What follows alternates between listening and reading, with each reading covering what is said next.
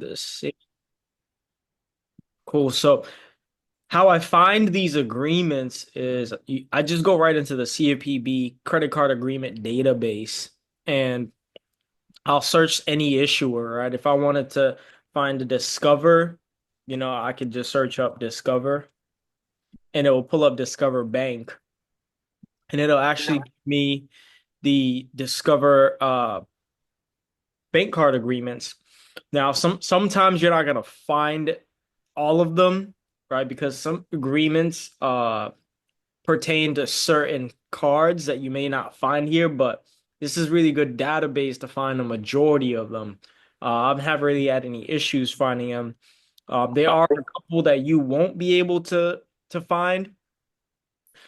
So it's usually like more beneficial that you find them by reaching out to the issuer, right? Because the issuer is also going to have those agreements and you can always call them, especially if, you still have an active account with them, they'll be able to provide that for you.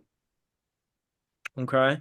So in the meantime, I'm just going to cover the Amex one particularly because I know last week I went over this Capital One and I briefly went over Amex's and I realized there were some differences and there's a couple things I'm going to point out, but I think it's going to be really cool because again, a lot of this stuff always comes down to us slowing down to speed up.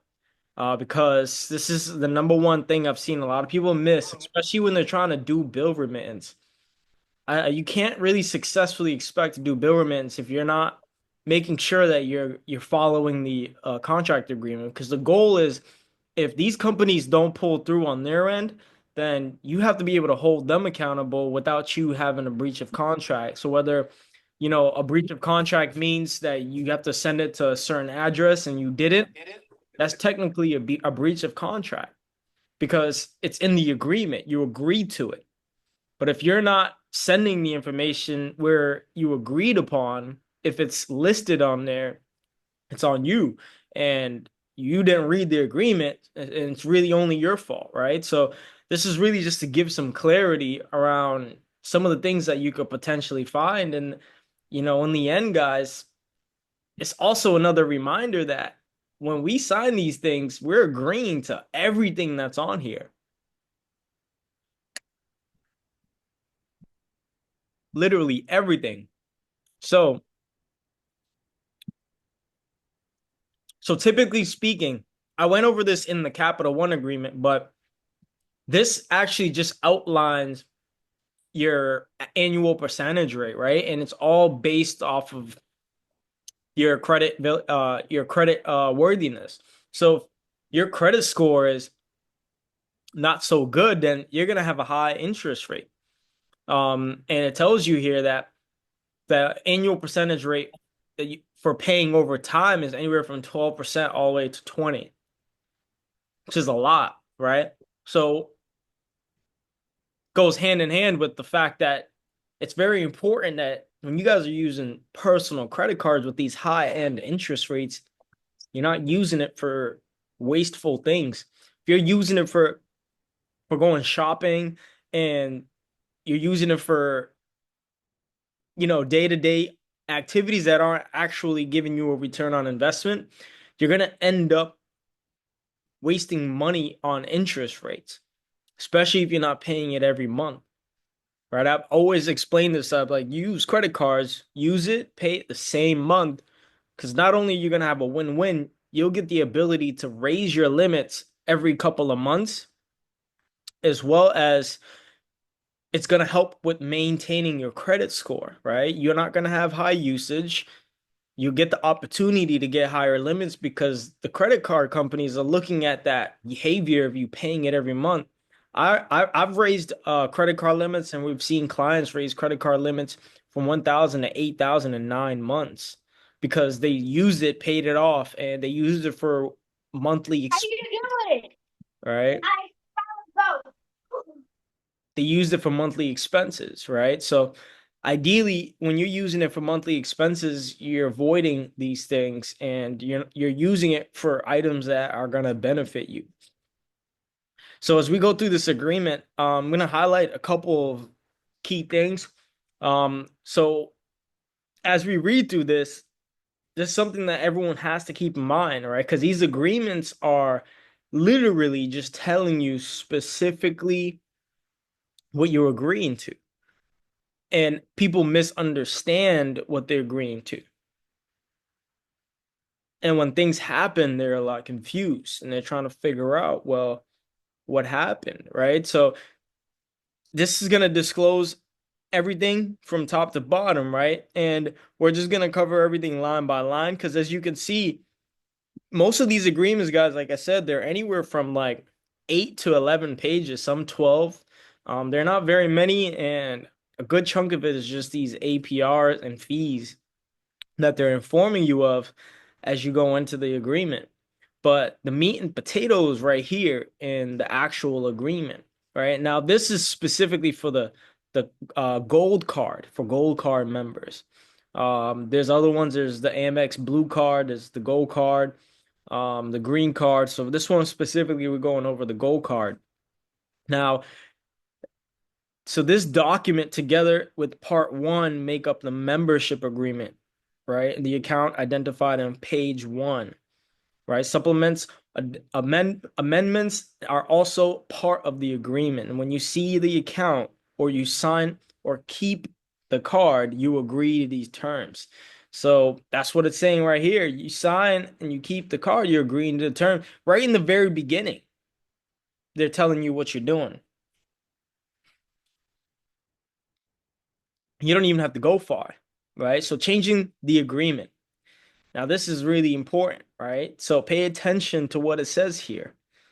Because a lot of people don't realize that you can go and make changes. So we may change this agreement subject to applicable law. We may do this in response to the business, legal, or competitive environment. This written agreement is a final expression of the agreement governing the account. The written agreement may not be contradicted by any alleged oral agreement. We cannot increase the interest rate on existing balances except in limited circumstances. Changes to some terms may require 45 days advance notice, and we will tell you in the notice if you have the right to reject the change. We cannot change certain terms during the first year of your card membership.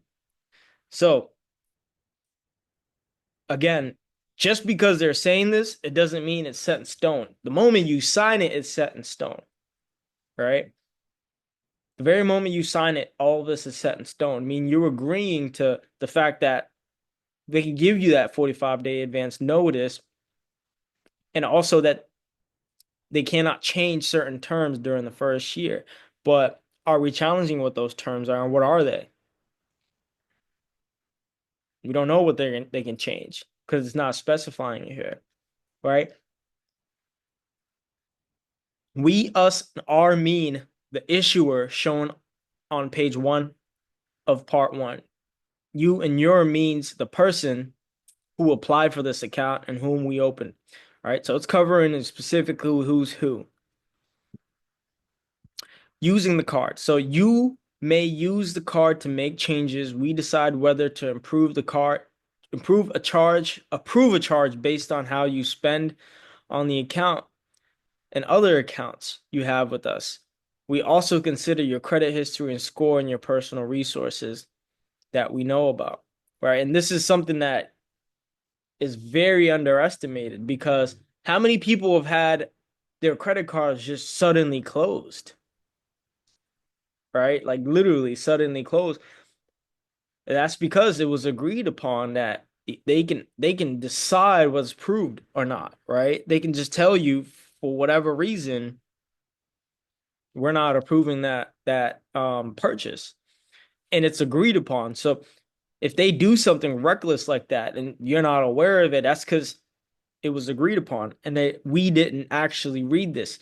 So for anyone that's ever running into issues with their companies, running into issues with their credit cards, like it's highly recommended that you guys read your agreement because again, you signed up for it.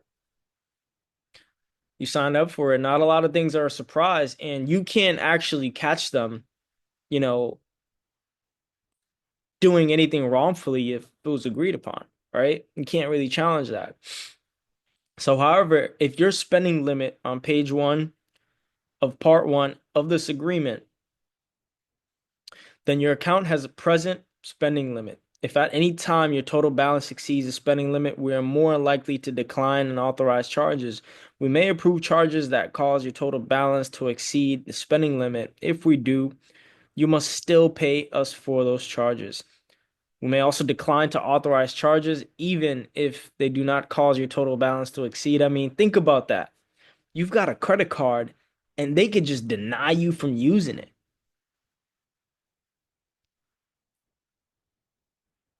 We may also decline authorized charges even if they do not cause your total balance to exceed the spending limit. I mean, what good of it is a credit card? I mean, you were approved for it.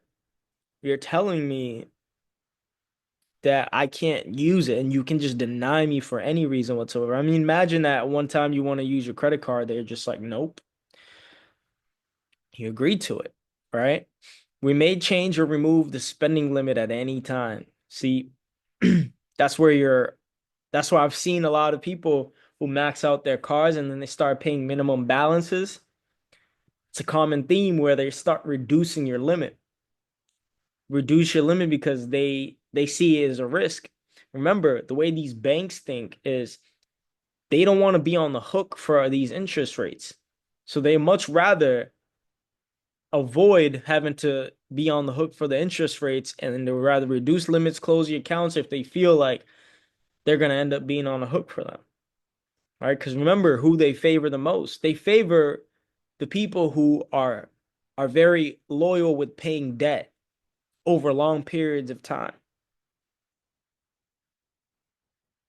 Because those behaviors give them reassurance. They feel good. They don't want to be on the hook for these interest rates, guys. That's why they make those decisions. And that's why they create the agreements the way they do, is to protect them. It's not to make anything hard from you. It's because they just don't want to be on the hook for the interest rates. And they want to make money over time. That's their business model, right? Their business model is they don't make money. They don't have money. The only way they make money is when they lend money and they give approvals. That's their business model. You may arrange for certain merchants and third parties to store your card number and expiration date. For example, merchant may charge your account at irregular intervals, right? Okay. So they're just telling you, yeah, you can do reoccurring payments. We may, but are not required to tell merchants and third parties if your expiration date and your card number changes or if your account status is updated, including if your account is canceled. If you do not want us to share your updated account information, please contact us using the number on the back of the card. Crazy. So they're telling you right here, if you don't want us to share it with other merchants, then let us know. Keep your card safe and don't let anyone use it. If your card is lost or stolen and your account is being used without your permission, contact us right away. Now, this is another important one. Promise to pay. All right, you promise to pay all charges, including charges you make, even if you do not present your card or sign for the transaction. Charges that other people make if you let them use your account, and charges that additional card members make or permit others to make. All right, pay over time limit. If you pay over time, we assign pay over time limit to your account. So this is almost like they're talking about if you're just doing minimum payments.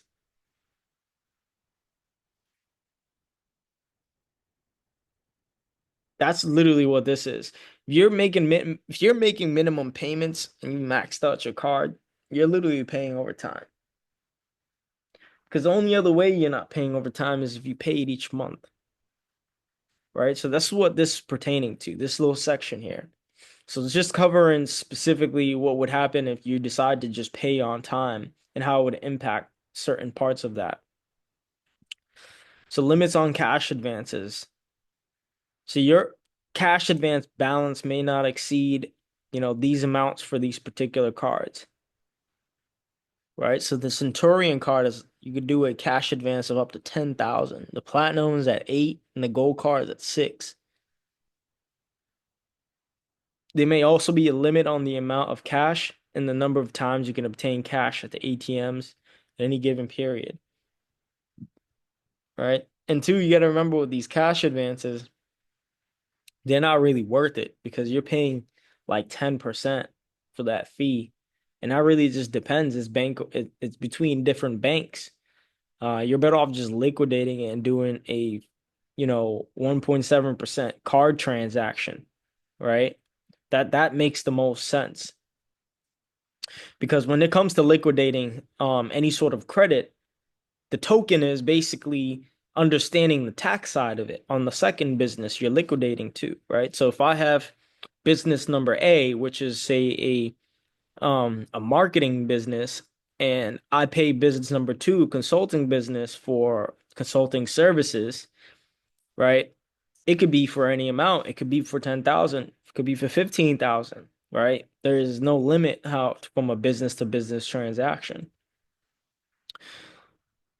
Now, on the flip side, the business that's receiving the 15,000, whatever you do with that, right? That's where you have to pay attention to the tax piece, right? Because now you've transferred credit into a business bank account. Now it's available, it's liquid now, it's cash. But you saved a 10% fee. You paid what, like a 1.7% fee based off of the credit card transaction. It just really also depends on the merchant you use, whether it's Stripe or Square. The fees could vary, but it's very little compared to actual balance transfer because they actually charge you quite a bit when it comes to that. Some of them have a fixed fee, but most of the time it's usually a percentage.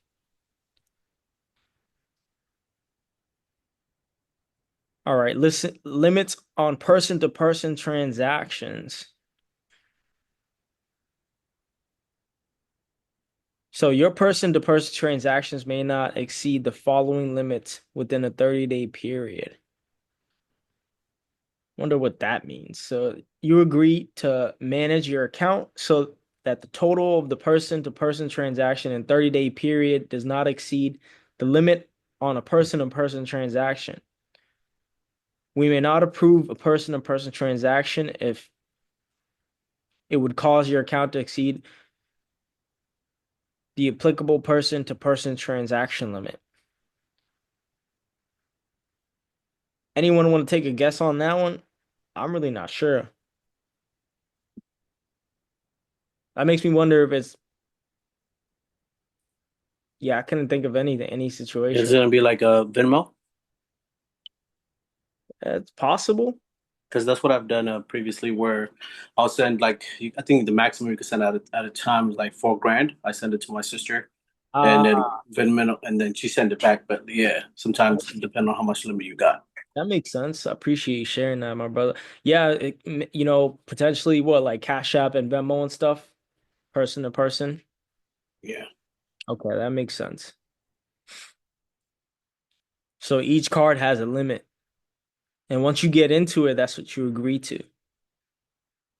So, but what happens is sometimes people would try to send money and they don't understand why it's paused. So if I had an Amex Gold and I had, 20,000 limit, I want to send 5,000, I'm limited to. So this is really important to really go through all your agreements because ideally, like it's just to give you clarity and you understand what's going on and there's lack of surprise. Decline transactions. We may decline to authorize a charge. Reasons we may do this include suspected fraud or other assessment of credit worthiness. This may occur even if your account is not in default. Sheesh. You can be on time, guys. On time every month. Paid on time. You're still fulfilling your promise to pay and they can still decline it. You're agreeing to it, right? We're not responsible for any losses you incur if we do not authorize a charge. and we are not responsible for if any merchant refuses to accept the card. Right. This also covers a little bit more on that pay overtime, right? Now I'm not really gonna cover the pay overtime because I really don't think it's that important. I think in the end, like anyone has any credit cards, especially these high interest rates, like you need to be avoiding paying overtime at all costs. Like, especially if you got high limits. I mean, think about it. You're paying, if you got a $10,000 credit card and your limit and you maxed it out and you got a 20% interest rate, like that's $200. That's crazy. You try to do a minimum payment with that, it's just adding up on you. So I don't like that. That's why I always encourage the business side. You do business credit, it's the ticket. Because you can always do balance transfers on 0% interest cards. Right? I actually learned that from a gentleman I met. He's this multi-millionaire. He basically I was sitting down with him and I was having a one-on-one and he was just like, yeah, there was this one trick I learned from someone. He said you can actually take like a 0% interest credit card, right? And over time, you use it if you max it out, you could always request you could always apply for a new credit card and do a balance transfer with 0% interest to start back over again. That buys you another 9 to 12, sometimes 18 months, depending on the type of card you get. So you're basically restarting it. And it's the only place you could really do that. Because on the personal side, once you get into that hole, it's really hard to get out. I mean, that's where a lot of people are having challenges, especially when it hits your utilization. You're having a hard time paying it down. It's a trap. It's the worst. All right, so this one's covering more about really just the paid on time, pay over time. So about your payments. So when you must pay the amount due or the minimum amount due, if applicable, no later than the payment due date on which your billing statement to avoid a late payment fee. Right? Each billing statement also states the time and manner in which you must make your payment for it to be credited on the same day it is received for the payment to be considered on time. And we must receive it in such time and manner by the payment date shown in the billing statement. Each billing statement also shows a closing date. The closing date is the last day of the billing period, covered by the billing statement. Now, do you understand what that means? I mentioned this before in the last call. Is I tell you guys don't even worry about the due date. You need to be paying before the statement date. It needs to be 3-4 days before the statement date because that's where it posts it. Because if you have to be a full-blown 30 days late for it to report as late. You're not late unless you wait the full 30 days. You have to pay it by the billing statement because that's what they're reporting it. That's when it reflects on you. On your credit report, it reflects on your statement, and you get credit for it for doing that. And I told you guys in the last call, you can also change your statement date. If your statement date is the 21st and it's an awkward time of the month, you can call them and say, hey, I want to change my statement date to the 1st and do that for all your credit cards. So all of them are on the same time frame. It just makes it easier to manage. And two, you don't have to worry about balancing multiple dates. How to make payments. So to make payments to us with US dollars, so a single check drawn on a US bank or a single negotiable instrument clearable through the US banking system, for example, money order. Guys, are you paying attention to that? A single negotiable instrument clearable through the US banking system. What do you guys think that means? It's telling you exactly what it is. Yeah, that's funny. I actually saw that the day you told me like look into it. I saw that in negotiable instrument on the MX. That's right. They're telling you It's in the language. So when you're sending them a negotiable instrument with instructions, it's in the agreement. So if they're not accepting your negotiable instrument, who's in breach of contract? It's in the agreement. You can enforce it. You can pull it up and say, hey, how to make payments. I'm making a payment with the negotiable instrument. You tell me it's not acceptable. This is a breach of agreement. And this is why we go back to the basics. The basics are going to allow us to enforce it. This is our ammunition. But the key here is, like I've been sharing with you guys, is make sure that we are not in breach ourselves. We can't be in breach and try to hold them accountable in breach, because they're just going to play reverse Uno. They're going to flip the cards on us. You got an electronic payment that can be cleared through US banking system. So they're giving you options of how you can do it, right? When making a payment by mail, right? Make a separate payment for each account. Mail your payment to the address shown on the payment coupon on your billing statement. Guys, this is what Amex is telling you to do, right? So, quick question. Yep, go ahead. So I actually just sent them, but I sent it to the MX National Bank, but they end up sending me back. It was a side draft thing, pay for the deposit. The only reason that the only ones that brought it back because I did the POA first a long time ago. So when we get it, we pay it on the address that is shown on the coupon paper on the billing statement. That's what the instructions say. All right, bet. So the agreement is telling you. Remember, some of these companies are telling you right in the agreement where it needs to go, and that's where the indentured trustee comes in.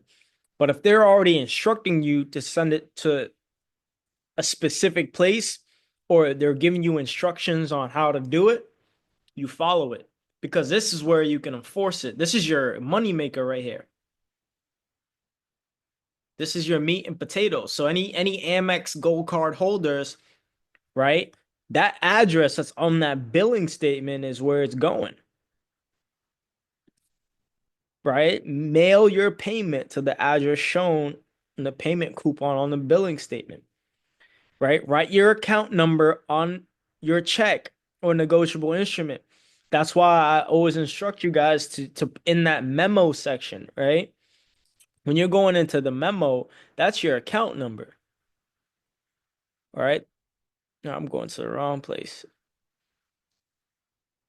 So that way I can show you guys for some clarity.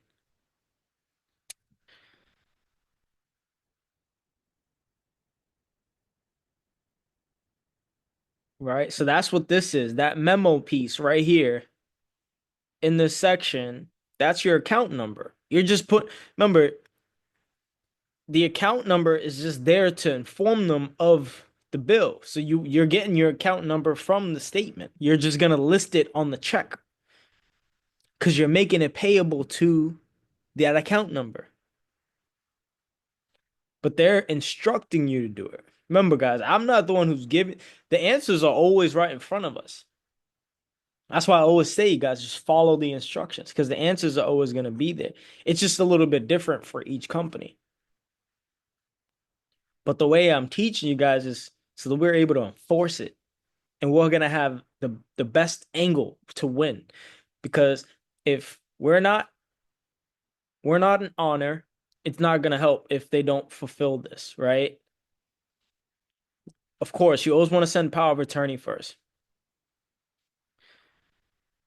right? You always want to revoke the power of attorney because remember, when you went into this agreement, you gave them power of attorney. You gave them literally in this agreement. You gave them power of attorney, right? And no company can deny you of revoking their power of attorney because there's nowhere in this agreement, and nor did I read in the Capital One agreement that a revocation of power of attorney it canceled the contract. It doesn't. The agreement will still stand. They now just have to have permission from you to make changes.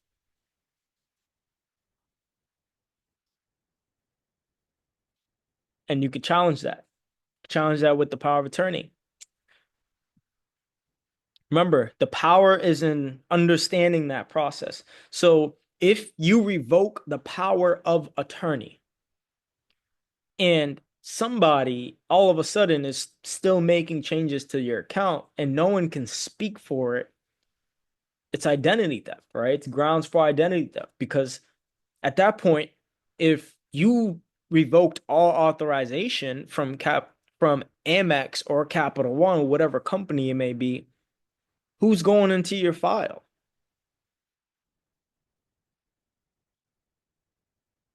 You didn't give any authorization. It was revoked.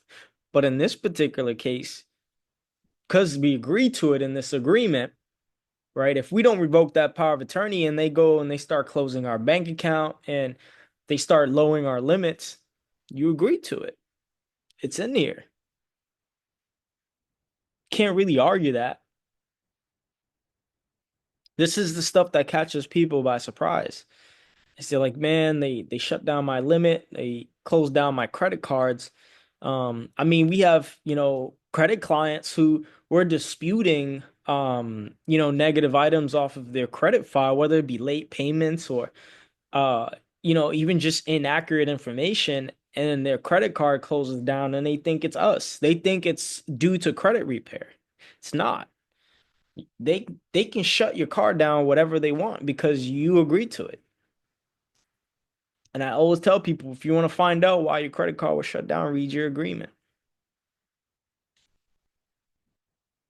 All right. So if your payment meets the above requirements, we will credit it to your account as of the day we receive it. Bro, you guys can, if you have an Amex card and you receive confirmation it was delivered, it says here we will credit it to your account as of the day we receive it. So if they don't credit it on the day they receive it on your Amex account, they breached the contract because they agreed to it. And it says here that as long as we receive it by the time disclosed in your billing statement. If we receive it after the time, then we will credit the payment on the day after we receive it. All right. If your payment does not meet the above requirements, there may be a delay in crediting your account. This may result in late fees, additional interest charges, right? And we will not accept a payment made in foreign currency or a payment drawn on an account at a bank located outside the United States. If we process a late payment, a partial payment, or a payment marked with restrictive language, that will have no effect on our rights and we will not change this agreement. So, Amex cardholders, right? They're telling you right here. They're telling you exactly what to do, right? And I'll walk you guys through the next step on another call where we can discuss notice of default, right? Notice of default, we've gone through round two, right? We're attempting to enforce the instrument. But again, your argument is only as strong as you following the agreement. Because everything we're doing is correct. The way we're endorsing it is correct.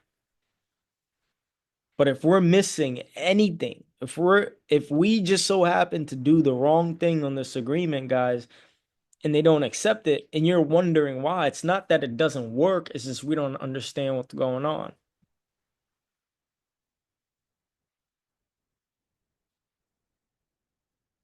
How we apply payment. So your account may have balances with different interests. For example, a pay over time balance may have a lower interest rate than a cash advance balance.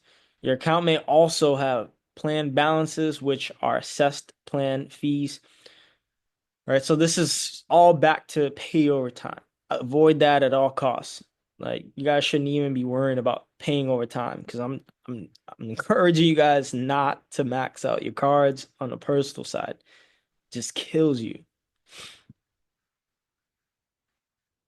All right. This covers minimum payment due and how they calculate it. So if you guys want to understand that, this is where you would go.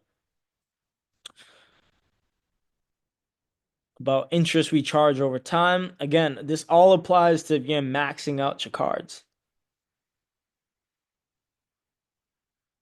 All right. I mean, you can see the interest rates here. It just adds up. You got, you know, your interest rate for a 2,000 balance is $30. If your minimum payment is $25, that exceeds that. Now you hit 10,000, you're already gonna you're already at 200.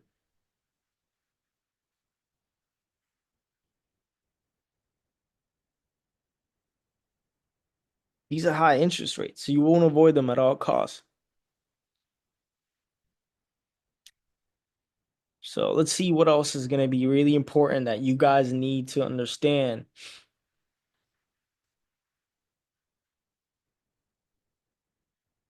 All right. So these are also important ones, right? And I'm sharing these because these are very much related to um what happens to the average day-to-day person, right? So what happens with account closures? So you may close your account by calling us, right? The annual membership fee applies. We will refund the fee if you notify us that you are voluntarily closing your account within 30 days of closing your account of the billing statement on what the fee appears. For cancellations after 30-day period, the annual membership fee is non-refundable, right? Some annual fees are like $99, especially for a lot of these major corporations like the Amexes, like $99. If you get like a Black Card or Centurion, like those are like 300 a year, the fee, for 12 months.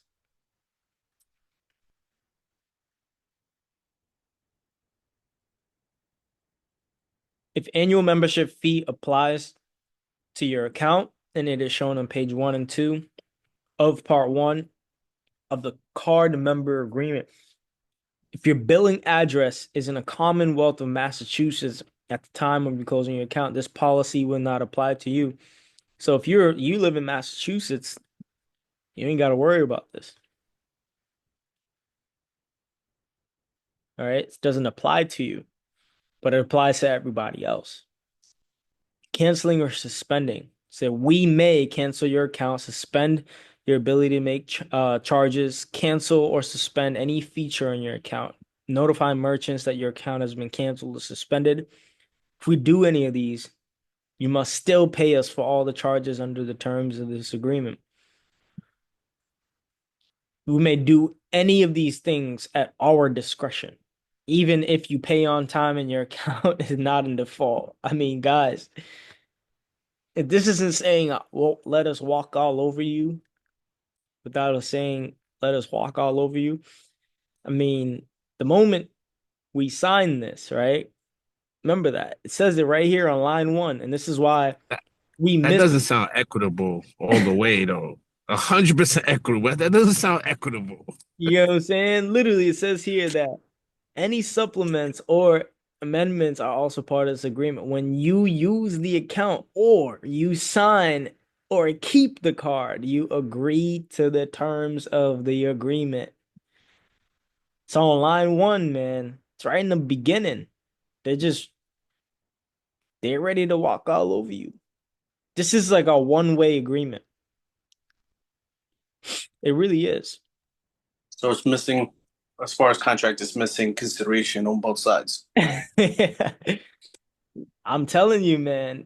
But remember, an agreement is an agreement. You enter into it and you agree to it, you agree to the terms and conditions. Yeah, but if you take it to, if you Can't you challenge edit it, the agreement? Yeah. but if you challenge it to the courts without consideration, it's null and void. If there's no equitable consideration on both sides. But where they're gonna push back on you is the fact that it was agreed upon.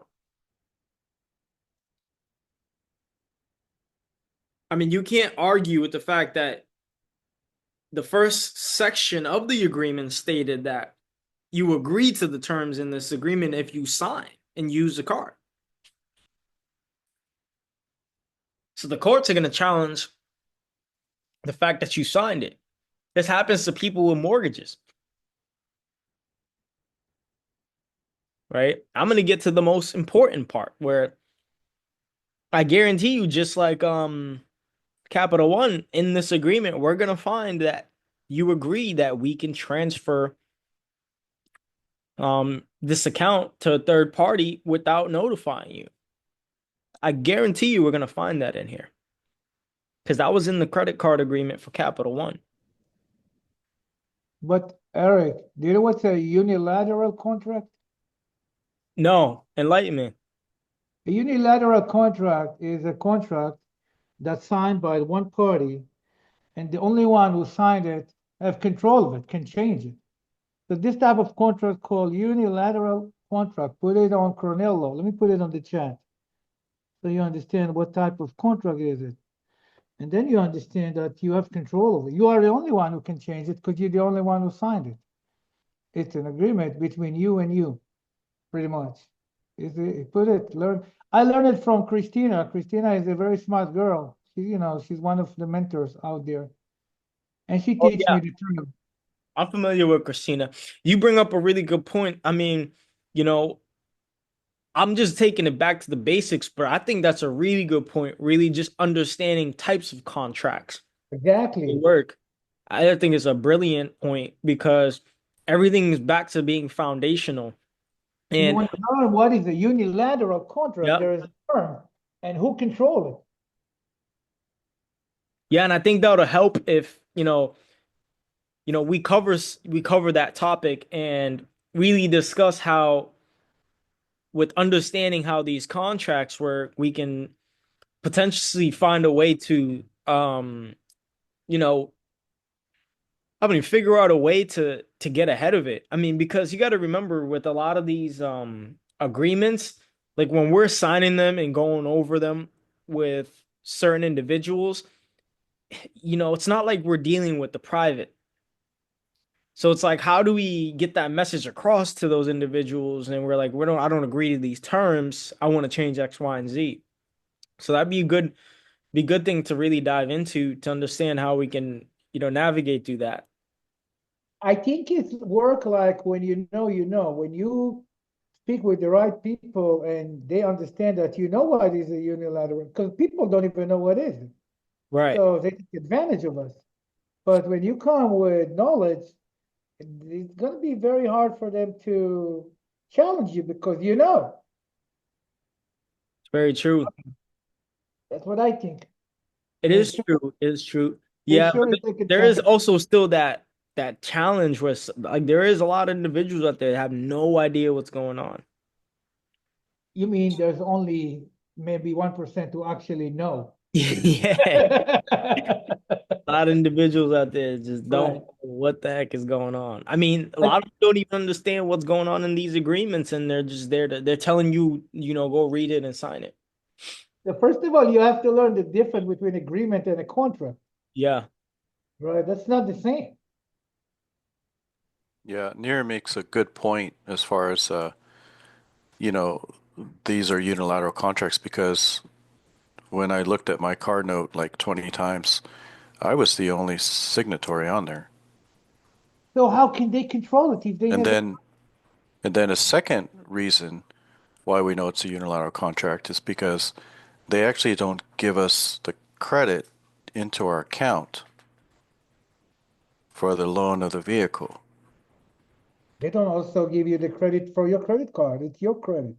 Right. Okay, and if you were to do a loan with somebody that you can see, a friend maybe, and they want to borrow $1,000, you'd sit down, you'd write two contracts, identical. You would both sign them so that you each have each other's wet signature, and then you'd pass the money to each other, or from one person to another, and then it would come back to the other person.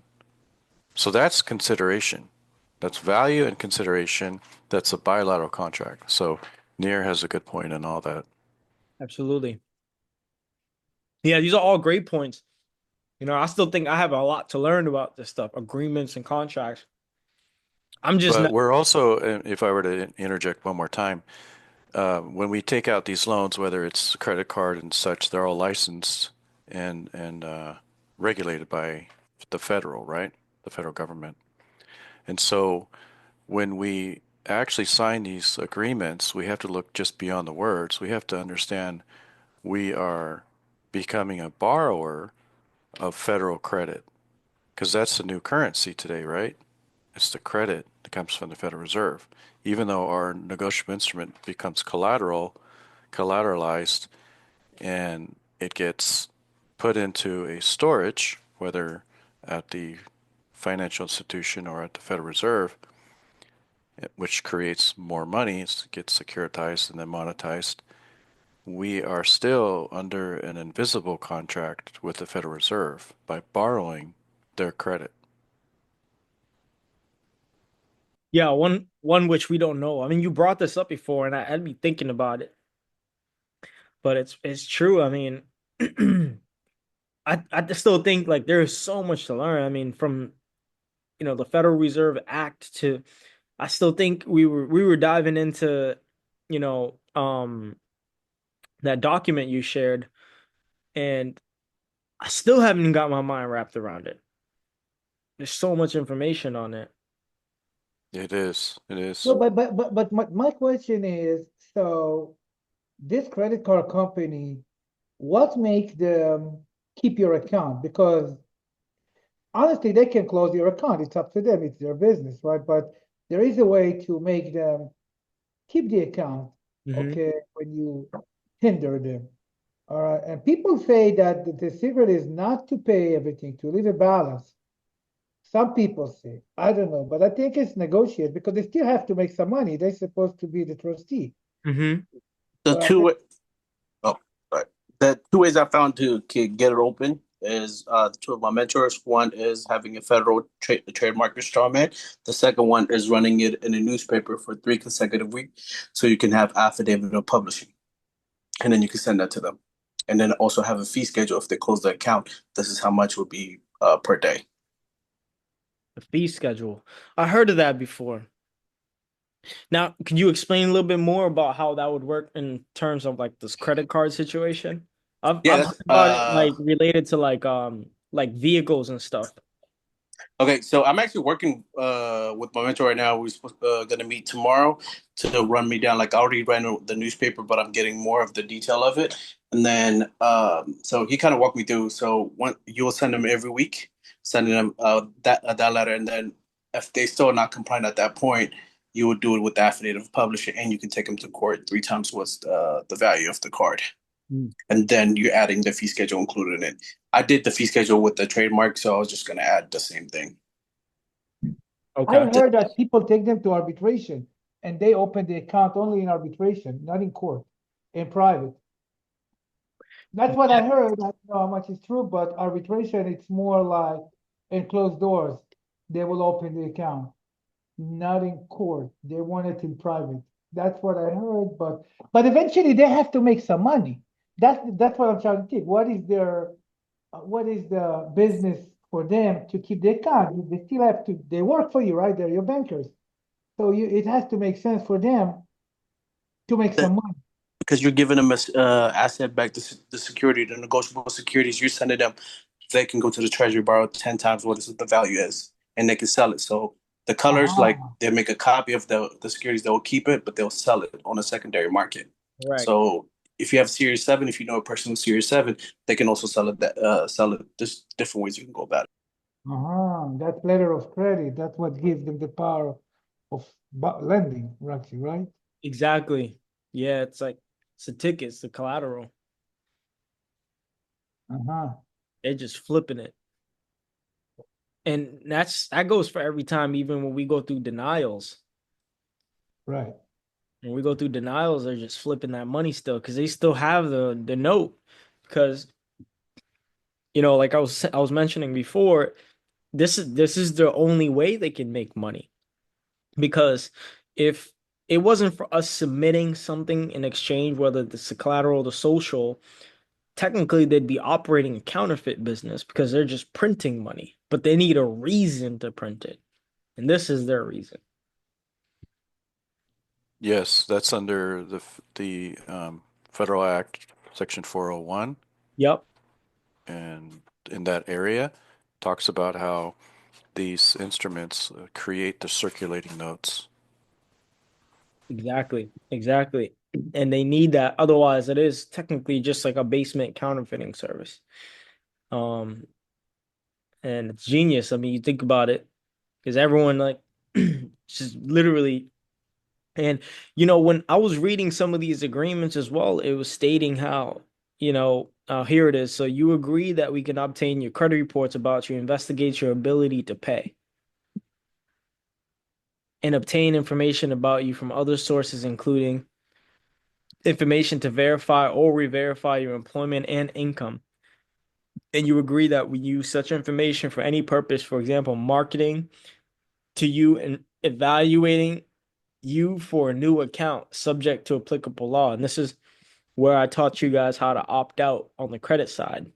Because when we went to this agreement, right, we opted in. Right.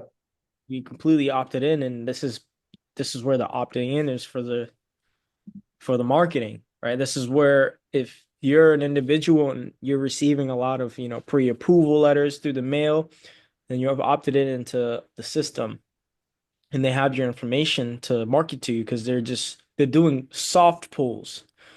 They're doing soft pulls to determine whether you pre-qualify.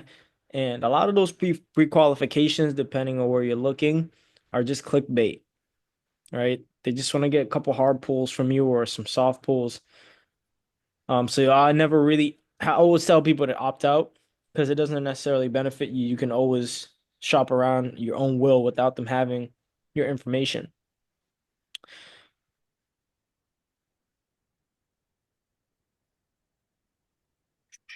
So here about the default, right? We may consider your account to be in default if you violate a provision of this agreement. So this is why it's important, guys, to make sure you understand the agreement so you're not violating any part of it, right? Because this is where we can always flip it around them because remember they've agreed to this just as much as you have.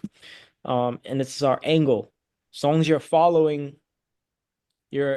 you're following your obligations. And the reason why I also encourage that power of attorney, like I said, is because now they still have to prove who authorized those decisions once it was revoked. But if you don't have that paper trail, it's difficult to enforce. Because when we agreed at the end, we agreed to them being able to close our account down at any given time, lower our limits at any given time. And when you're submitting things for payment and you're submitting things um like negotiable instruments, that's also included in this agreement, right? If at any time you're attempting to make a payment, which is your promise to pay, and they're like, all right, well, you know, now we know he's going to leverage negotiable instruments or we can't make money, they're going to close your account. It's still part of the agreement. Because at that point, you're still not in breach of contract. They're going to be in breach of contract once you've revoked power of attorney. Because if we continue reading, there is nowhere in here, no clause in here, revocation of power of attorney.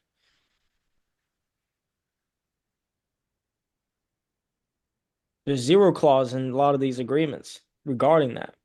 And I looked it up, right? I looked it up. ChatGPT himself too. Can a company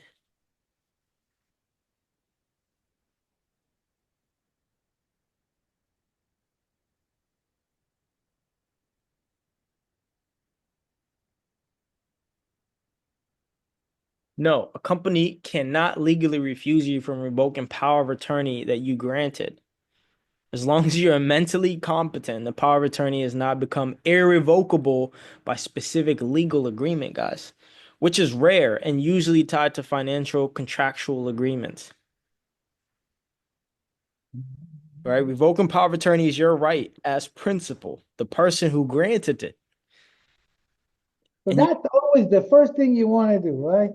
Get their power out of them.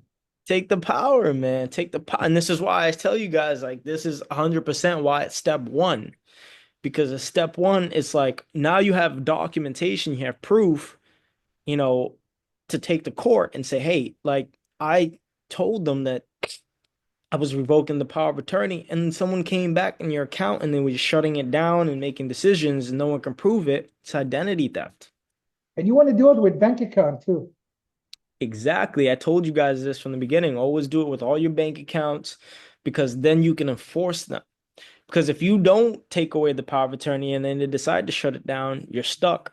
And this is a situation I ran into with AT&T in the beginning was I was cornered. I was like, well, what do I do now? Because I sent all the instruments, the documents, but then I'm like, well, now I need to figure out how I'm gonna hold them accountable. And as I was doing more research and studying more on the negotiable instruments, I was running into these things, right? Some of my mentors were covering some of these pieces. So I realized I was like, man, that's a big piece. The power of attorney is everything because as So when you send them the power of attorney, that credit card company, and they get it, are they still allowed to do any changes like closing your account legally?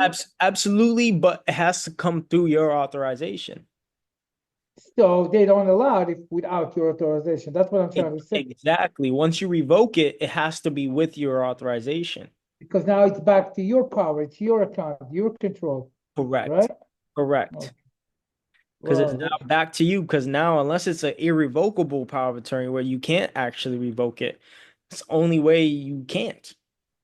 Otherwise, you take that right away. you should do it for every account, your mortgage, your car, everything right away. Get out of here. I'm the boss now, right? Exactly.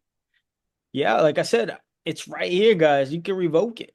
Unless it's made irrevocable. It's the only way, guys.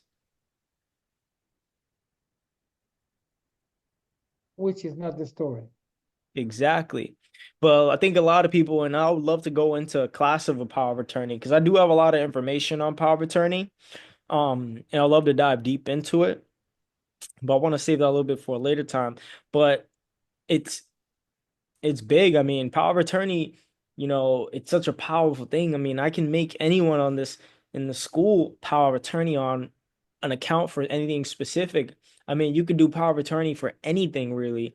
I've seen power of attorney for, I've seen credit funding contracts where I've seen funding companies send power of attorney for, credit card applications, right? They give them the power to specifically handle a specific task, which is only apply for credit cards on your behalf, right? And that's a temporary power of attorney. I've seen it on credit agreements. I've seen it in a number of different ways. And you can draft, any kind of power of attorney. There's durable power of attorney. And you really just have to tailor it to whatever you want. And I mean, I have a power of attorney, for my mom and I, right?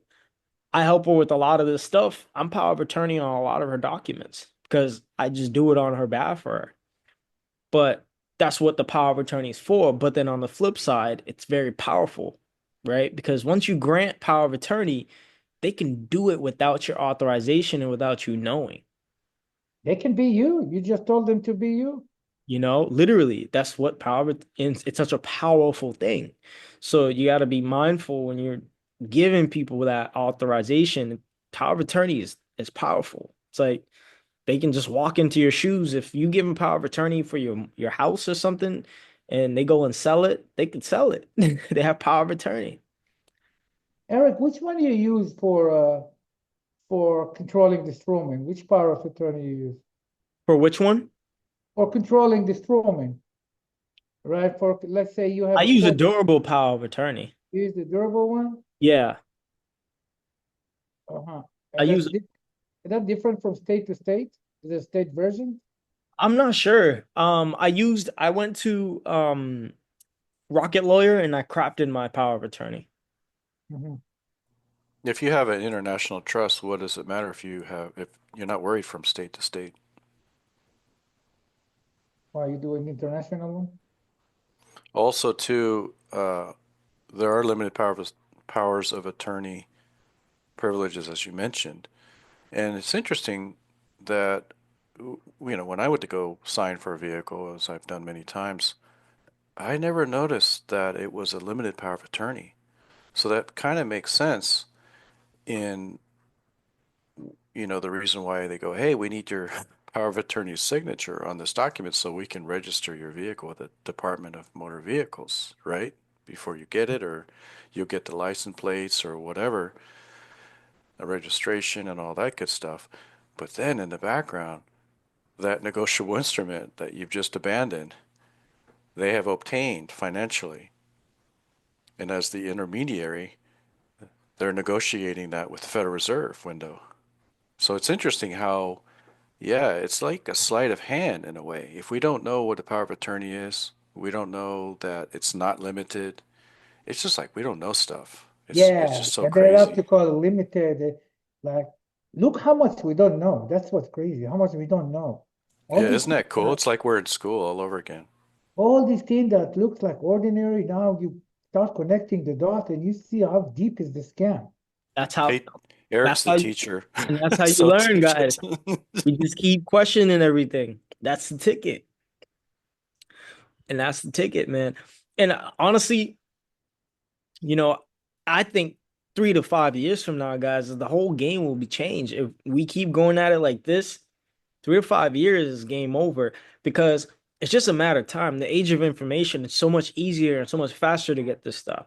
I mean, think about how quickly we're able to find these contract agreements because all it is just knowing where to find the resource. The the They put scripture mentions that we should be cautious as serpents. So back to, what you've been telling us as far as like slowing down and reading these contracts, we need to kind of comprehend every step of the way of what's going on. Yeah, and I always bring it back to the basic foundation because the more you just lean back, because the simpler it is, the better. Because if we continue to like try to seek information in different places, we're gonna overlook it. I mean, if you think about it from the very beginning, like a lot of people were so eager to implement things, whether eager to implement a credit repair process or eager to implement the discharge process. But if you don't understand the basic, that's why in the credit side, I teach like how your credit profile works, even from the smallest detail, like credit usage. You can clean up all your info if your usage is high, your score is not going up. And if you don't understand that basic foundation, you're unaware, you just don't know. So when we're going into this stuff, we're dealing with this company based on this agreement. If there are any surprises, the last thing you want to find out is that you authorize this stuff. But if we're not aware of that, how can we take back control? And now that we're aware, now we know we gave them this initial power. Now we know that we can strip their power of attorney away from them. Now we're in a different position because we have more info and we can leverage the language in this agreement against them. I I I heard today somebody say something smart. It said Jeff Bezos, he said that Amazon succeeds because they had a strategy that they take decision when they only have 60% uh, knowledge of decision. They don't wait to know everything and they make decision right away. Like they learn through the process. That's how they grow. Yep. And that's why I tell people, I'm like, action, raw action is the only One of solution. our problem is, and I can tell this for myself too, that we overthinking, over learning, and less action. You have Mhm. to just do and learn through the process. That's much more effective than keep learning because we are overthinking a lot of time. And the bottom line, we know it's a scam. That's the bottom line. You know that it just you have to figure out, the angle where to attack it from, but you know the truth already. That's the big point. Exactly. That's key too. A lot of people have just been intimidated and bullied for so long with the government till they're actually afraid. But Yeah. the only way you can get anything done is to put the rubber to the road. You got to take chances, know the law, know that you're using the law, Therefore, you don't have nothing to be afraid of. People are afraid because People just they hear don't the word know. IRS, they hear the word government, they hear the Yeah, word court, they're they're not getting gonna do scared anything to you. immediately. Yeah. But we don't understand language, and this is very, very important for us. We got to get back to language because that language that they use is not the language that we're using. And a contract, it overrules that agreement because that agreement you sign is going to be non and void when it's the move to a contract to somebody else is the one that's calling you. I bought that car from CarMax, or I might have that card with Visa, but Visa is banking with someone. That banking has that contract. Mm-hmm. That contract is what I need to be. Am I a part of that contract? Did I sign that contract? Am I a part of that agreement?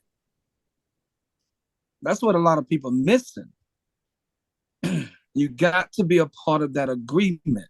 It takes two to make a contract. And the only signature you see on your agreement is one. You don't see two. So I need to find the other signature. Mm-hmm. So you have to go to the original creditor and tell him where the contract is. He don't have it. Why? Because it's already on the stock market. That's your win right there. That's why people are getting confused between contract and agreement. They think it's a contract. That's two different things. Contract and agreement is two different things. I know, Yeah. but most people think it's the same unless you tell them, because how can you It's do not. a contract with one signature? It doesn't make any sense. You can't. It's That contract was to get them to contract with whoever they contracting with. That's banking. You got everything is contract law. Everything in commerce is contract law. You can't do anything with contract law. It's not going anywhere. But you got to understand who is contracting. None of us is contracting. It's that all cap in the legal's name is contract. They can't contract with the real people. No, they can't. They only contracting with your business, and your business that you have that's been handled by someone else ever since you became the legal age, and you've been doing all your registry. You've been putting everybody on the call have put themselves in this position. Nobody else. You can't blame nobody else. You did it. If you registered for the contract and you did not read the contract, you was happy to get the keys or open the door, and you didn't pay any attention to it. And then now it caught up with us.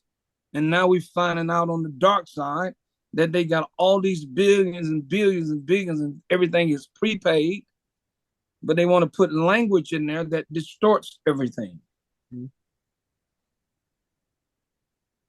We can win if we stay together and keep fighting, and you're going to lose the win. Hank Aaron had more strikeouts than he did home runs, I guarantee you.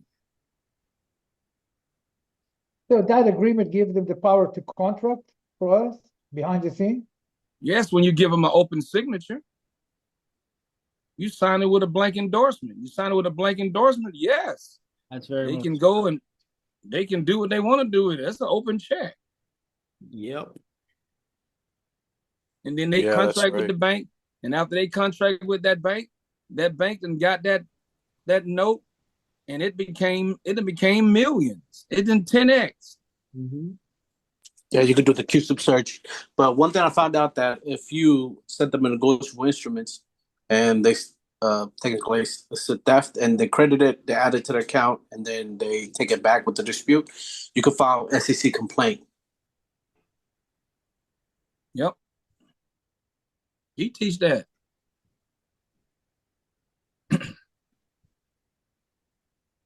Yeah, but we got to stay at it though. Yeah. That's the whole point, is to respond, to respond. You don't let them, because they test you. Yeah, absolutely. This is why we have to just take raw action.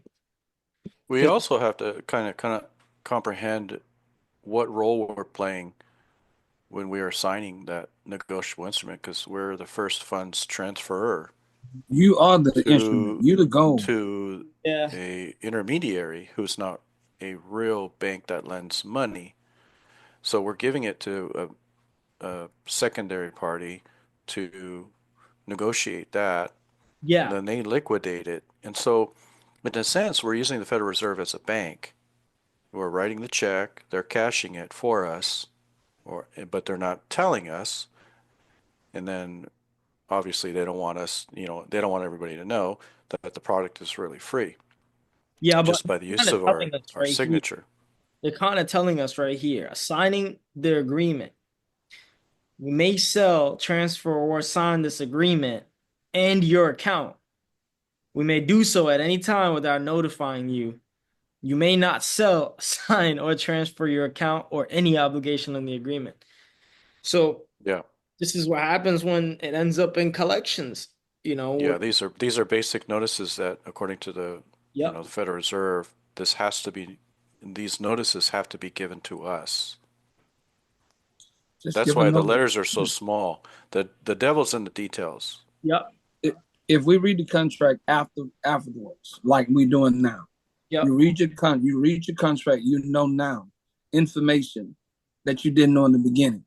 You got grounds to fight because that's coercion. They didn't give you an opportunity to read everything. If, as a matter of fact, they would actually tell you what this means while they're actually getting you to sign. Well, this is for this. This right here is for insurance. This is for, you haven't read anything. You try to read or whatever. This is how they work. This is what they do because they ignorant too. They don't know the facts. But when we read it and we understand it like now, it's still something you can do about it. Why? Because a contract that you got into, you can definitely get out of it. Or you can do, how many times we made a change in their agreement. They let you know, they send you a notice. We made a change in the agreement. Now you can do that too. Exactly. Once they I made send a it to change you, in the agreement. exactly. You gotta if they going if it's two of you in the party here, once they send you an approach, they make you an offer. Hey, I can get it back. Exactly, but you have to be active. You have to put them on a notice that you make a change or you don't agree to the change. Or you just send your last notice and your notice making where there is no changes to be made after that. Exactly. But you have you gotta stop it. You gotta let it keep going. That's what they want to do. They want to let it go out and for year and year and year. But like I said, many other calls that it doesn't matter. They can let a lawsuit go for 5 years if they want to. If I ain't got to pay it, we can ride it. So back to the role that I was mentioning as far as who we are when we're signing that instrument. These intermediaries that obviously we don't see who they are because they go and cash it at the federal window, but they know that we are a banking institution. They know that they just received a check. So they're going to go cash it at the bank, which is our bank, really. And so if we don't act as that banking institution would, we don't act in the proper way because we don't know, then we're going to run into trouble. But what if we did know? What if we had knowledge of it? The scriptures say that my people perish for a lack of knowledge. So if we understood who we are, what role we're playing, because we're obviously playing two sides, according to the operating circular 10, we're the borrower, and then we're a financial institution that initiates the first funds. So we are playing two roles. No, we ain't playing for one role. You're the private side. You ain't playing for one role. You can't play two roles. You're only playing one side of the road. It's true you can't serve two masters, but you go in there and And you then when are you go in, you give up looking your like a rights. borrower, When you go but in there, then you you're the give up your first rights. funds transfer. When you go in there, you give up your rights. So now you no longer exist. When you contract with them, you no longer exist. Yeah, to my understanding, so anything that is connected to the 𝐬𝐮𝐬𝐫𝐿, it doesn't exist. It's dead. It does not. Right. That's how they funded America. Right. So it's a really good point because we're doing everything based off of an account that doesn't exist, and it can't truly contract with us. We're doing it on behalf of a dead entity, on a corporation. It's a lawful entity. It's something they is an excuse me, an unlawful entity is a legal entity, something they just put in the corporation to make two corporations be able to deal in commerce. Okay, That's so if we're actually signing this and we're representing the, the dead entity, we are in collusion. If we did not sign these contracts and we had the full amount of money to go buy these outright, we wouldn't need to get into a contract. So we're doing it to ourselves. yeah, We're because you getting get it. in that We're contract. voluntarily getting into these agreements. Correct. Yeah, but you can make your own contract, and you don't have to get in that agreement. They have to be on your contract. They'll cancel you in a heartbeat That's because they that's need that. that's not all. That's not 100% true, sir. And if They'll I shut your account down if they don't agree with what you're trying to do. It depends and on then they break the Has to law be when they do lawful. that. That's when you listen. Then they break the law. That's when you go at them, letting them know they cannot do it. Because if you operate in good faith, they cannot do that. See, we get to the point we say what they can do and what they can. We created this monster. So therefore, we ought to be able to control this monster. But if we get to the point we're saying what they can do and what they can't do, they ain't gonna let us do. We already given up. I'm not Yeah, that guy. that term you mentioned, operate in good faith. That's their term. That's their legal phrase. When you in contract with them, whose terms you think you going by? That You word didn't make contract, none. that's theirs. You that Every just right. everything you're saying, it's theirs. So you're operating in their system. If you Correct. want to operate private, you wouldn't even be dealing with them. Correct. Because you automatically have everything you need. When I send one letter, it's So in done. private, you could operate in bad faith then? And no, it's not bad faith. Nah. God no. Because he's saying like, yo, in private you could operate in bad This faith is then. Like, crazy. no, See, no, no, no. listen. See, sometimes we get a misunderstanding of actually how the private and the public operates. Now, understand that commerce has it all. The globally, commerce has everything. In order for you to deal in commerce, you got to deal in commerce two different ways. You can be on the amateur side, or you can be on the sovereign side. Many people say common. Common is still contract. It's still corporation. Think about when you're dealing with something, can you put a face to it? Like Walmart. Can you put a face to Walmart? If you cannot, it's a corporation. Walton, can you put a face to what is his name? Mark Walton, or what the son's running it now? You can put a face to that. Then now we're dealing with a person. Private can deal in the public. But the public cannot deal with the private. So when the private make the laws, it changes. That's why you should do do your affidavits. That's just a court argument. Your novation. You do a novation, changing and letting them know you're not in charge anymore. I am. I'm awake now.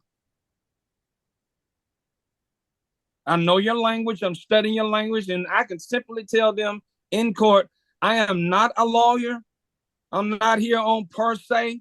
I'm here on sojourn. Therefore, I'm sovereign. So therefore, this is how we're going to operate. I didn't cross your gate. I didn't ask to be here. I'm here on special appearance. I'm just here to represent the entity that I now control.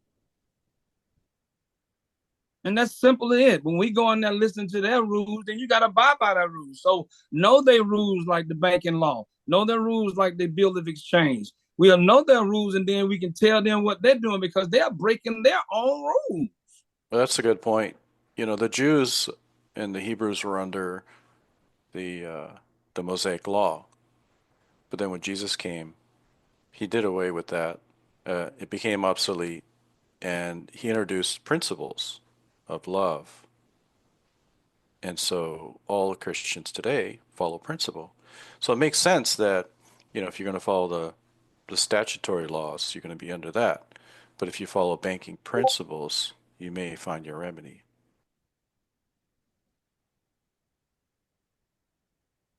The remedy is in you. The remedy is in you. Everybody's remedy is different because we're all different. They prove that in the fingerprints. We're all different. You got to go at it the same way they came at you. They advertise at you the same way they advertise at me. When I walked in the door, it was some stipulations. It was some things that waved a different way. Commerce is a different monster.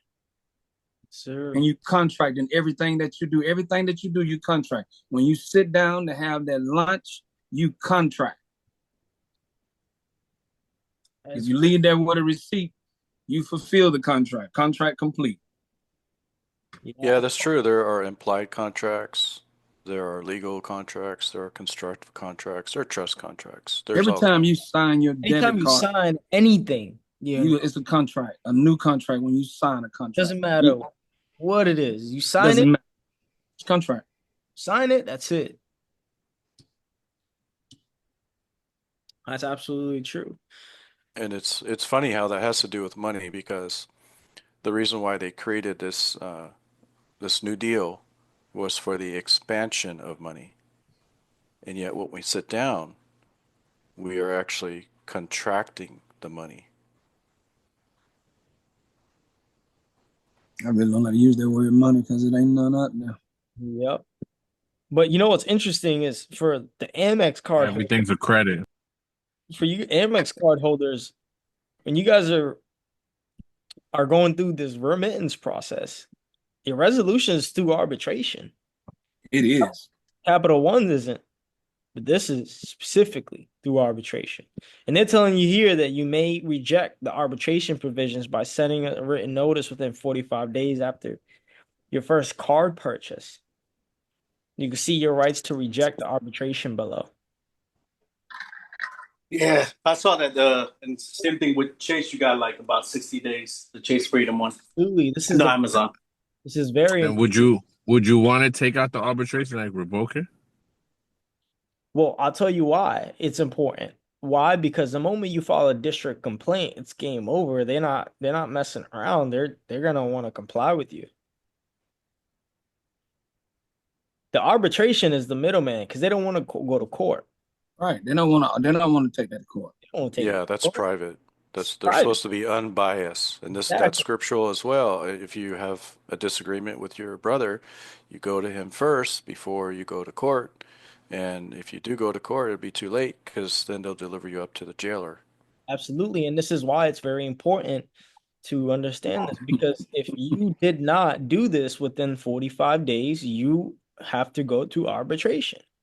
You got to understand that's their contract. You understand? So, like, I can supersede their contract. and this is why people are going to be following the remittance process and enforcing it. You don't understand where to handle disputes and resolutions based off of the agreement. You're going to be taking the wrong steps. And now you're in breach. And this is a good aspect of the administration process because once you have that resolution, once you have that judgment by the arbitration board, then obviously you can claim that all over the place, UCC, and then hold that company accountable. I've seen, actually I haven't seen, but on the news one time, this couple shut down B of A branch of Bank of America, through the UCC. Oh yeah, that's the one with the shut mortgage, down. right? Yeah, that's the one with the Right. mortgage. Yeah, like they didn't And even they have a put a mortgage, and collateral. then this other company they never heard of, like obviously because they sold the note so many times, they don't even know who had it and who had the right to enforce it. So, and then this couple was like, "Dude, we we paid this thing off. What are you talking about?" So this couple like hired a lawyer, and then he just went. They went. I don't know if they went through arbitration, but like I said, this can be added to your defense because that's definitely what you want according to UCC, right? UCC is it. And that's part of every commercial business policy Everything you go and through the principles. UCC. So they Everything have to comes. follow it. Every state has it. And they don't follow it. They got big money. They don't follow. They got all of this It's there. credit. They got everything. It's there. They don't They follow follow it. They follow it. They have to. It's a uniform policy. It's just like the money. They They follow created the it, then money we in a wouldn't have to be uniform going through way. what we're They going created through. this policy, and You just then have they to just enforce updated it. it. It has You have to You do. enforce it, that enforce makes it. them follow it. Yep. That's And right. I always preach it, even with the credit stuff. I'm like, everything's enforcement. But they know most people don't want to enforce. They don't want to take it that far. Yeah, there's several remedies there. Gene Keating actually knew the lawyer that one of the lawyers that worked on the, the UCC. UCC is powerful. Oh yeah, and then you're right about the waiving arbitration because the second you take it to court, if you win, that sets a precedent. So everybody else can fight if you win against American Express. If they go to court, there's no benefit for them to take it to court. If they lose, everybody else can sue them at that point publicly, and they can see all the court records. Absolutely. And what I'm going to tell you right now is a lot of these companies they don't want to take it that far. Let's go. It's some case laws out there right now. There's people that won with them. Go out there and look at those Absolutely. cases. But they limit those as much as possible. That's why they have a lot of these companies have arbitration clause. Some do, some don't, right? Like I was explaining with you guys, like TransUnion doesn't have arbitration, right? But Experian does. So it's like it's company to company. And understanding these, and this is where when I was reading, TransUnion's clause, right? Because if I was going to try to litigate against TransUnion, it's not going to be the same way as it would be with Experian. But I wouldn't have known if I hadn't went through and read the details, read the clauses, their agreements. Yeah, but that can be changed. That agreement right there that's not stoned. Absolutely, but it's all foundational. I mean, because remember in the beginning, people were getting into these contracts and they don't even understand a lick of it. They don't know where they got themselves into to begin with. So how can you take the first step and you're blind? You're really walking into a surprise because you don't quite understand what you contracted with and begin with. Yeah, that's why I don't like going to court. Then I heard recently that if we take our trust into court, we're actually bankrupting it. We're actually giving them power over the trust because there's a 1961 Appointment Act that they'll just, if you become under their jurisdiction in any way, if you object or if there's 100 different ways to become under their jurisdiction. Just walking in there, Power of attorney take care of that, all sir. kinds of stuff. And so they just they appoint themselves general power of attorney and jurisdiction over your trust so that they can do whatever they want with it at that point. So That's why I don't like going in the there. way we challenge them is figure out how can they do that for themselves? Who are they doing it for? See, that's what we should be challenging. How can they do that and who they doing it for? Also, when you lodge a complaint, it's a deposit with a depository institution that utilizes that on the market through the court registry investment system called CRIS, CRIS. So it's just all kinds of crazy stuff. Yeah, I mean they're running you up every step of the way.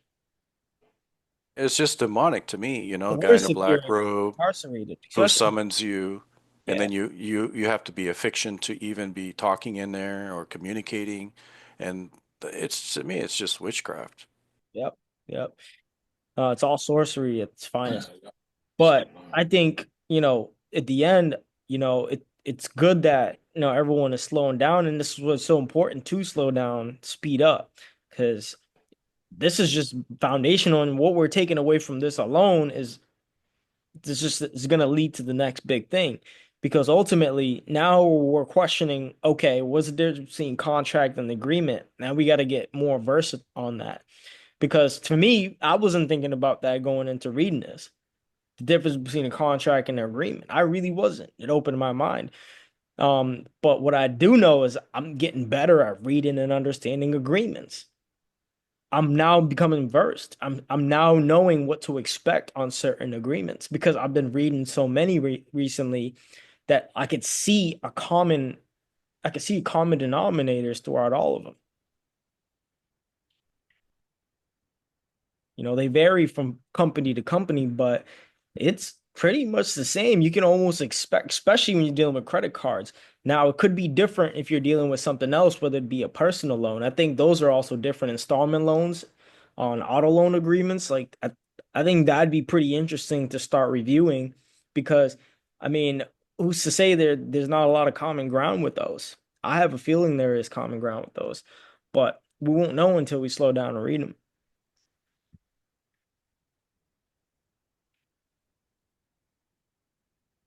But I think this is interesting, especially with, like I said, Amex. The biggest takeaway is how everything is going to be resolved. I mean, if I was an Amex card holder and I was looking to implement the Amex, the bill remittance process, and they were refusing to accept my payment, and I didn't read this clause where, it's arbitration, and I'm filing a district court complaint. It's not gonna go. It's not gonna go my way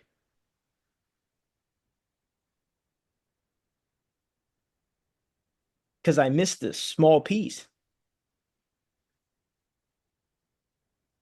And this is why it's so important that everyone just slows down to look at it, because if you really want to win against them, you have to use everything against them and you have to follow it by the T.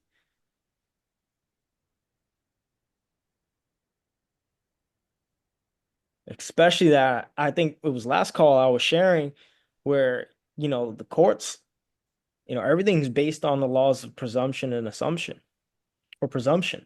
So unless rebutted, it's considered to be true.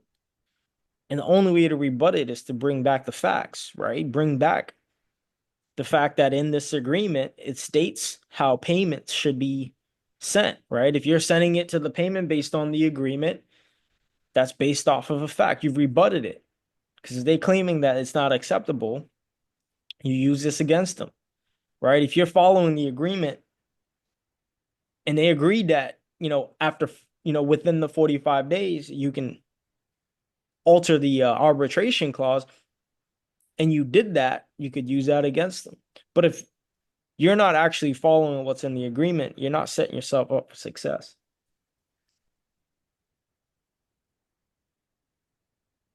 Yeah, you just gotta be on top of this all That's the it. time.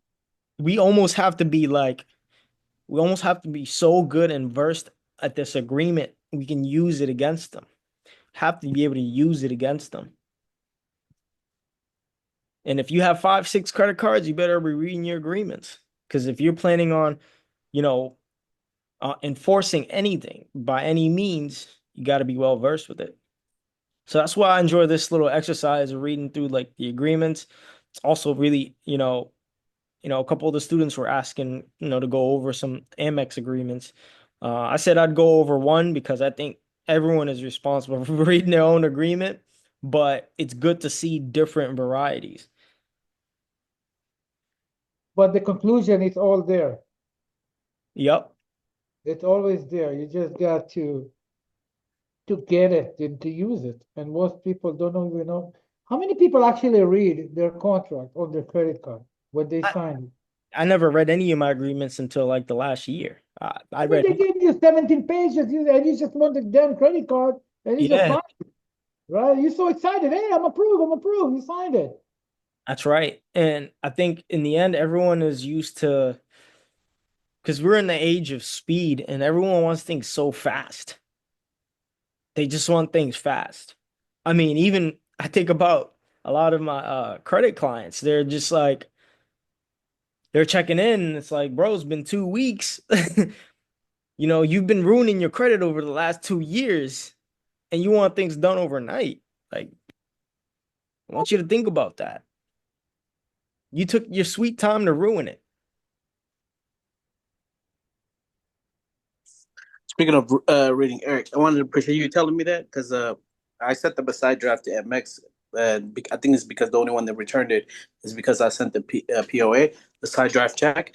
They turned off the check part, and then the back of it, they stamped it. I forgot to do the accepted for deposit with the redeem value. What they Mhm. did is they stamped the back of it saying, it says for deposit only, American Express. And they sent it back so I could sign the back of it. Interesting. Yeah. And then that's because I had the So, POA. Interesting. so then would you re-sign it and send it back then? Yeah, so because of the maturity date I had, I give them 60 days. Moving forward, I'm going to do 120 days. So everybody else just they credited it and took it back because I didn't have the POA. With this one, they still got until June 10th or June 20th. So they wanted it back. So I literally just sent it. It should get there Wednesday to their Los Angeles location. Okay. So I'll let you guys know once it goes through. Once it goes through. Keep me posted. Keep me posted, man.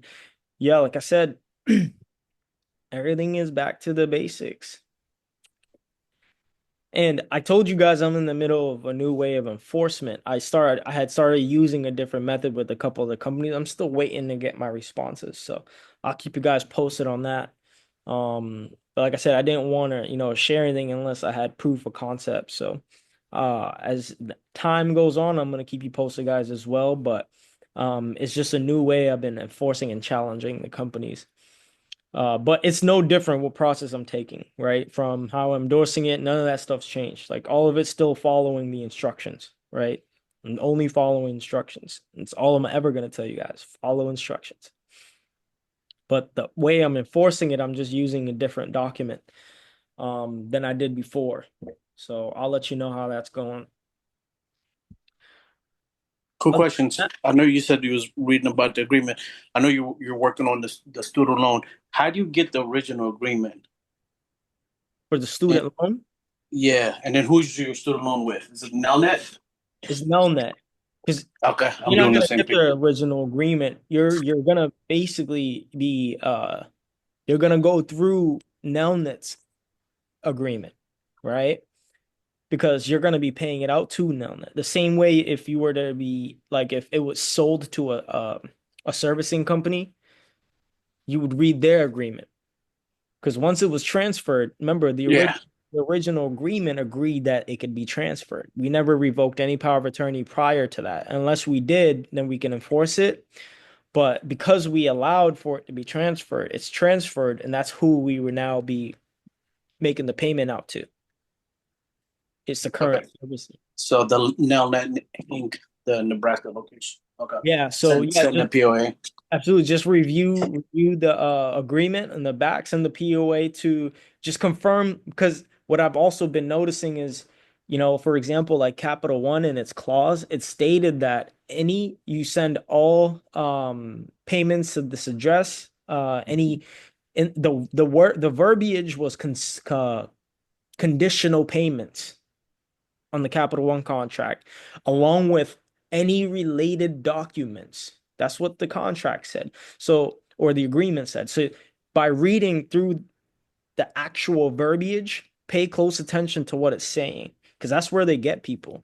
They get people in that sense where they're telling you, in a very small clause in that agreement, whether it be on the back of that or on The bill, the yeah, corresponding address. exactly. So I would confirm that first. Always confirm that because they're giving you those special instructions. Okay, because with Nelnet, I didn't get no correspondence. They just told me it got transferred from Great Lake to Nelnet. And then I just went through Nelnet Inc. I got the CFO, and then back of the address, it had both of them are in Nebraska, but it had the corresponding address. I was going to send one notice there and then one to the CFO. Yeah, absolutely. Smart. And the reason you're sending it always to a CFO is because you want to tie a person to it. If you just send it straight to the company, then you have no one you can hold accountable. You can't hold a company accountable. Unless it's certified, No, registered. even if it's certified, it still has to be actual human that is behind it. And the CFO signs the security agreements with the SEC. Yeah, usually that's the CFO. That's the one you want to give. Yeah, because they're signing the security agreement with the SEC, and they're really the one person that truly understands what the heck is going on outside of the CEO. That's why I sent mine to the CFO. I Exactly. mean, my first, like, I took, the initial debt notice that they said they accelerated the car note because I stopped paying on it, and about 6 months later, I took the current one, and it's in the documents in the university, and I sent that to the CFO, and then I sent the copy of the contract, and I filled it out the way I thought it would be, the way it would work, and I signed it on the launch, sent that in. They sent me the pink slip. So the CFO is smart. Yeah, Send it to him. it just makes the most sense. I mean, like I said, they signed the SEC, contract as well as it's a person. You got to tie it to a person because you got to be able to go to court and say, well, made this out to the CFO, right? Because if you don't make it out to someone specific, it's then who can they hold liable? Yet people are getting the remedy through the IRS, so there is it's not, anyone specific. It's an You're talking about address. reporting it, the taxes, the tax obligations to the IRS? Right. You don't send it to anybody. You just send it to the IRS, the Treasury, or Oh, for some the address. IRS? Right. You can't hold them accountable. Oh, Yeah, you're talking about like filling out the 2848, revoke, and yeah, putting the that's CFO in different. there. Yeah, that's different. No, like you can send it Well, to I'm the talking company. about remedy. We're talking about remedy as well. Yeah, Like, what do you mean by that remedy? Well, capturing federal credits, getting any other type of refund where the beneficiary receives it. You're Okay. sending any correspondence. You're sending it to the United States Treasury. You're sending it to the IRS. You're not sending it to a person, right? yeah. Even at the IRS, if you wanted to, you could CC the CFO on it. There's a CFO in the IRS. Oh, you're talking about like send them revoking all these power If you attorneys want to to. send notices and make it to Mhm. somebody, if you're escalating something and you're looking to pin it on someone, put the Mhm. CFO on there because there's a CEO and a CFO in the IRS. Would that be applicable? Because I already sent the negotiable instrument first. They credited the entire thing, and then they took it back, and then they're saying you got to send it acceptable payment the method. And I realize now, like, oh, because I haven't sent the POA, I'm sending them now. Can I still file with the SEC at that point, or that was sent before the POA was accepted? Well, look, what are you talking about? The revocation? Yeah, so because I'm doing it for Nelnet, I already had sent them the negotiable instrument already. They had accepted it. 2 weeks later, they took it back. Technically, they only have, according T 72, they only had 3 days to return it. But what they did is they, just like everybody else, a week or two, then they took back the credits. Okay. So theft. But the POA, I had not sent them POA yet. So if I Yeah, send them that's now, why. That's why. If you send it now, anything that happens after the fact, you can leverage it because that's still like everything is in timeliness. Because without revocation, you can't really hold anyone accountable. makes sense. It's just the end of the story because there's no proof that they didn't have authorization. Yeah, because then they just think you're a legal minor and you're not acting Exactly. as the age of majority. But what if you already trademarked your name within the state that you already claimed it and you already filed a 2848 last year for that estate, the straw man? Check the Yeah, but timeline of how that often you have to file it. right. File a new Okay. power of attorney. There's all kinds of rules out there. No, Yeah, I know. that's true. That is true. But also the POA is also another thing, guys. Like you guys have to remember how powerful that is. Yeah. I've heard of some people putting in that POA or 56, whatever. 50, the Notice 50, of fiduciary is also it's another. the Form 56. Yeah. They'll send it with every single communication with the IRS. Mhm. So just is there a difference between the 56 and 56F? Yeah, of course. Okay. So when you claim in the estate, you do the 56F, right? And Yeah. then when you get in the trust, like making yelling at with the treasury, you file a 56, and then Mendez in Puerto Rico when you submit in your birth certificate to get that credit. So you're saying you can also do 56 for the CFOs. The 56 can be used in a lot of different scenarios. I've heard of 56 being even used at court to appoint the judges. Yeah, 56 is just you appointing them Just appointing somebody as fiduciary. as a fiduciary. All right. And once you appoint them as fiduciary, they're liable. You take possession. Now they have personal liability. Mhm. They're liable. Yeah, I've heard of judges running out of court after that statement. So They don't. They only have to say they want to appoint the judge to settle this account, and the guy's like running out the room. But yeah, I haven't heard that lately.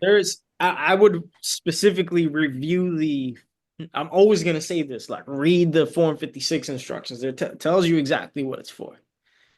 Like I always tell people with the IRS documents, they're telling you what those documents are for. The answers are on the instructions. And the IRS isn't hiding a thing from you.